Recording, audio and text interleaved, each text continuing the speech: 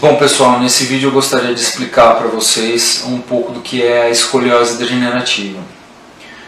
A escoliose nada mais é do que o desvio da coluna no plano lateral, tá? Como eu já falei em outros vídeos meus e outros textos sobre a doença degenerativa do disco, a escoliose degenerativa ela acontece basicamente secundário a uma doença degenerativa do disco ou envelhecimento do disco de maneira assimétrica, ou seja, ao invés do disco ele envelhecer de maneira uniforme e causar a perda da altura, ele envelhece mais numa região lateral do disco do que na outra, ou seja, ele mantém a altura em um determinado ponto e ele perde a altura em determinado ponto, ou seja, tem um envelhecimento assimétrico desse disco.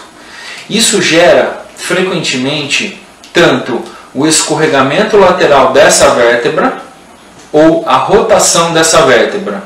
E o local mais acometido é a coluna lombar, e a coluna lombar especialmente nos níveis entre a terceira vértebra e a segunda vértebra e entre a terceira vértebra e a quarta vértebra.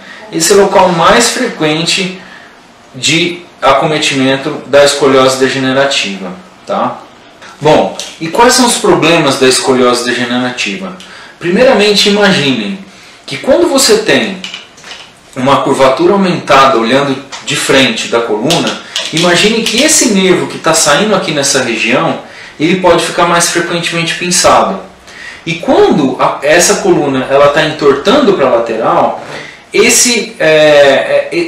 o fato da coluna entortar mais para a lateral sobrecarrega essa região, o que faz com que haja formação de bicos de papagaio aqui nessa região. Esses bicos de papagaio, juntamente com essa curvatura normal da coluna, levam muito mais frequentemente à compressão desses nervos que estão aqui na lateral, tá? E a compressão desse nervo que vai para o pé causa uma dor extremamente incapacitante.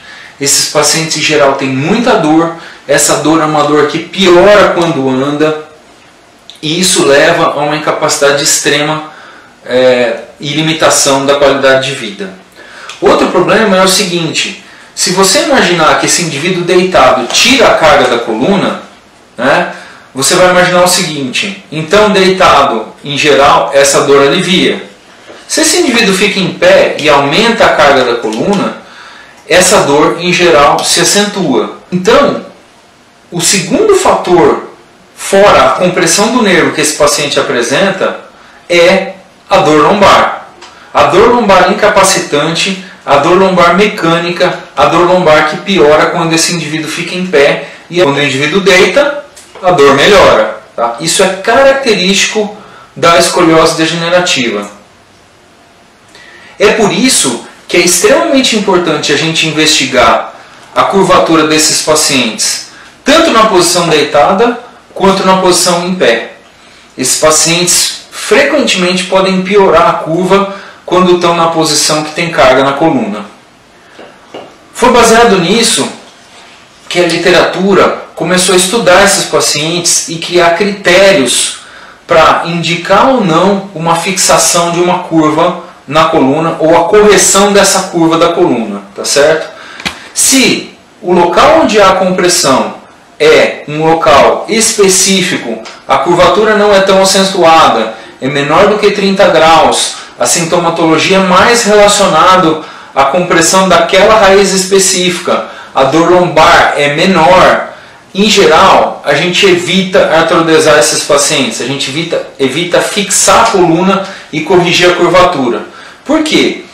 A correção dessas curvaturas anormais da coluna é uma cirurgia extremamente demandante. Em geral, envolve fixações longas, com correção longas da coluna.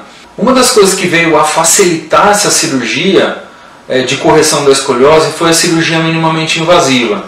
Especialmente os acessos que a gente faz pela região lateral, com colocação de suportes no local do disco, e suportes esses que, além de corrigir a curvatura normal da coluna, eles têm uma tendência a abrir esse disco que em geral está colapsado. Esse disco que em geral sofre uma degeneração e gera a rotação dessa vértebra.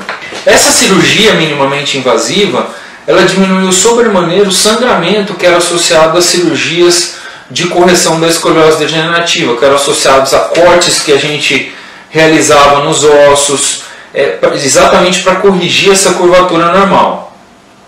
Apesar da evolução que a correção da escoliose degenerativa teve com a introdução da cirurgia minimamente invasiva, essas cirurgias de correção dessa curvatura ainda são extremamente demandantes. Em geral, a recuperação desses pacientes é um pouco mais prolongada.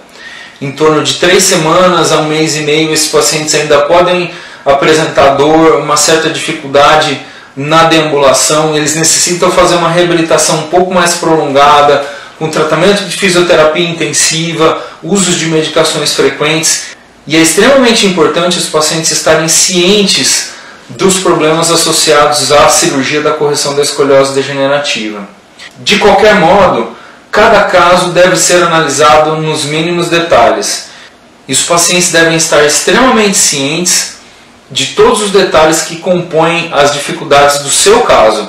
Por isso, é extremamente necessário que você consulte o especialista em coluna, consulte alguém que de fato entenda do assunto e que de fato entenda das diversas técnicas que são possíveis a gente utilizar, tanto minimamente invasiva quanto as técnicas abertas na correção da escoliose degenerativa. E é muito importante ressaltar que o trabalho do fisioterapeuta deve estar extremamente aliado ao pré-operatório desses pacientes, ao pós-operatório, o trabalho do clínico geral e trabalhar com uma boa reabilitação pode diminuir o tempo de recuperação do tratamento desses casos de escoliose degenerativa. Procure qualidade, procure um especialista que de fato entenda. www.doutoreloiruzapa.com #Atitude Vencedora.